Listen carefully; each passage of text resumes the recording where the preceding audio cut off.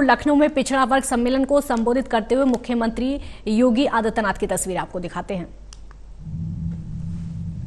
क्योंकि पिछली सरकारों की नीयत खराब थी। वे नहीं चाहती थी कि समाज का हित हो। वे नहीं चाहती थी कि गरीब, कुचले, दबे, वंचित लोगों को भी समाज की मुख्य धारा से जुड़ने का अवसर प्राप्त हो।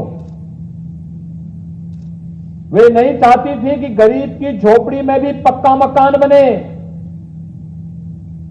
वे नहीं चाहती थी कि गांव में जिन लोगों का मकान गांव में मौजूद है, उसका स्वामित्व योजना में उनका मकान का पट्टा की जमीन का रेवेन्यू रिकॉर्ड उस परिवार को प्राप्त हो। वे नहीं चाहती थी कि बीमारी दूर हो और हर घर में शौचालय हो। पिछली सरकारें नहीं चाहती थी कि हर घर में रोशनी हो। पिछली सरकारें नहीं चाहती थी कि हर घर में रसोई गैस जलता हुआ दिखाई दे और बीमारी का अंत हो। इसलिए इन्होंने इतनी बीमारी देश को दी। एक एक बीमारी का समाधान निकालते हुए, उसका उपचार निकालते हुए आज भारतीय जनता पार्टी की केंद्र और प्रदेश सरकार कार्य कर रही है। और भाइयों बहनों, विकास की जिस प्रक्रिया के साथ प्रदेश को आगे बढ़ाने का कार्य हो रहा है, कहीं 4 लेन का काम हो रहा है, कहीं 6 लेन का काम हो रहा है, कहीं मेट्रो का काम हो रहा है, कहीं पे मेडिकल कॉलेज बन रहा है, कहीं पे हॉस्पिटल बन रहे हैं, कहीं विश्वविद्यालय बन रहा है, कहीं एयरपोर्ट बन रहा है। कोई सोचता था पहले इसके बारे में? पूर्वांचल एक्सप्रेसवे अब आप मऊ, आजमगढ़ या गाजीपुर से चलेंगे, 2.5 घंटे के अंदर लखनऊ पहुंच जाएंगे।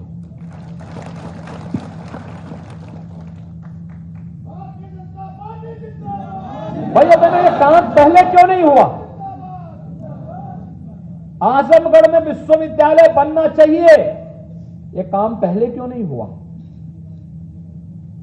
आजमगढ़ से तो मुलायम सिंह जी भी सांसद रहे थे और समाजवादी पार्टी के वर्तमान के अध्यक्ष भी आजमगढ़ से लगातार दूसरी बार सांसद हैं, लगातार सांसद हैं।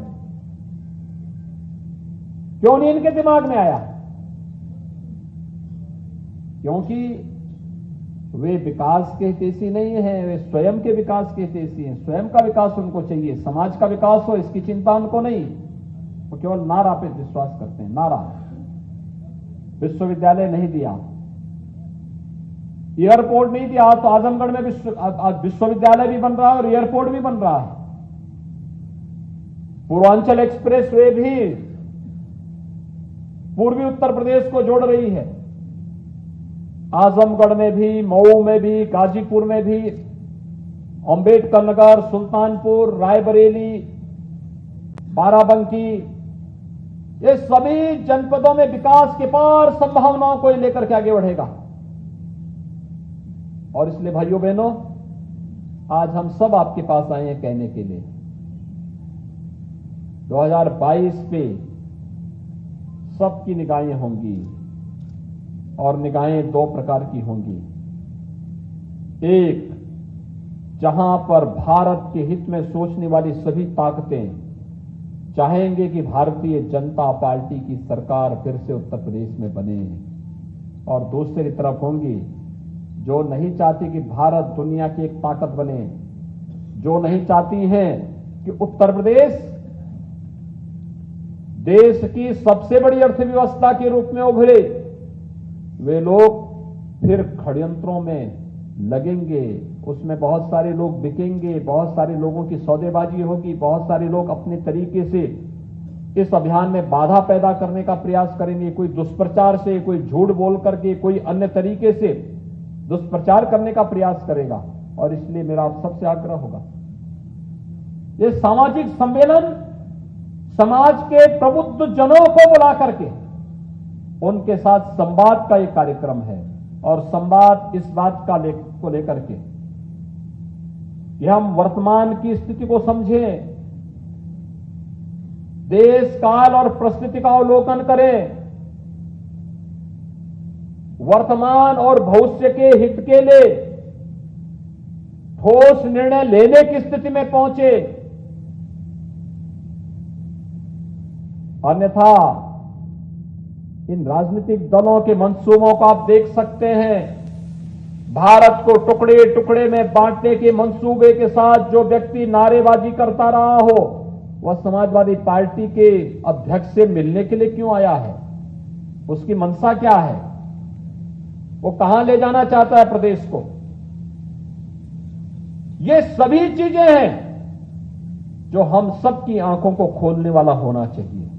और इसलिए भाइयों बहनों, आज आप देख रहे होंगे कितनी तेजी के साथ विकास एक नई प्रक्रिया के साथ जुड़ रहा है। 9 तारीख को गाजीपुर मेडिकल कॉलेज का उद्घाटन प्रधानमंत्री जी के कर कमलों से होने जा रहा है। अभी चंदौली में मेडिकल कॉलेज का शिलान्यास मैंने पिछले 15 दिन के अंदर किया है। कुशीनगर के मेडिकल कॉलेज का शिलान्यास प्रधानमंत्री जी के कर कमलों से 3 दिन पहले हुआ है। सिद्धार्थनगर, एटा, हरदोई, गाजीपुर, मिर्जापुर, प्रतापगढ़, फतेहपुर, जौनपुर, ये 9 मेडिकल कॉलेजेस का उद्घाटन प्रधानमंत्री जी अभी 25 अक्टूबर को करने जा रहे हैं। आखिर ये मेडिकल कॉलेजेस पहले क्यों नहीं बन पाए? गोरखपुर में एम्स प्रधानमंत्री मोदी जी ने 2016 में शिलान्यास किया और नवंबर में उसका भव्य उद्घाटन भी होगा। आखिर ये प्रदेश के लोगों को बेहतर स्वास्थ्य सुविधा उपलब्ध कराने के माध्यम बनेंगे। ये मेडिकल कॉलेज पहले क्यों नहीं बने? नियत साफ नहीं थी पिछली सरकारों की। गरीब को स्वास्थ्य की सुविधा प्राप्त हो, यह उनकी मंशा नहीं थी। 5 लाख रुपए का स्वास्थ्य बीमा का कवर हर गरीब को क्यों नहीं मिल सकता था पहले? उनको चिंता नहीं थी। गरीबों को फ्री में राशन मिले, ये उनकी चिंता नहीं थी।